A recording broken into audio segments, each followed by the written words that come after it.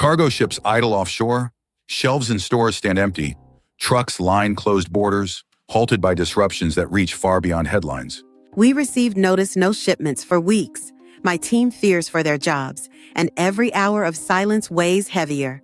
My family depends on each paycheck. I never imagined a missing shipment could threaten so much. Truck drivers wait at silent crossings, unable to deliver goods. Every day stuck here means another day without pay. We're not sure when things will move again. On distant farms, harvests spoil as containers never arrive.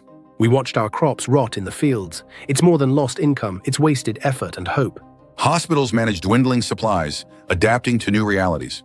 We stretch every glove and mask, hoping the next delivery comes before we run out. Small business owners close doors, facing hard choices.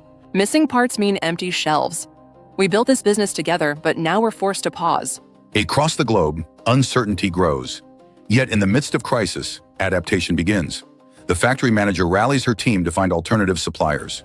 Farmers connect with local markets. Truck drivers organize to share information.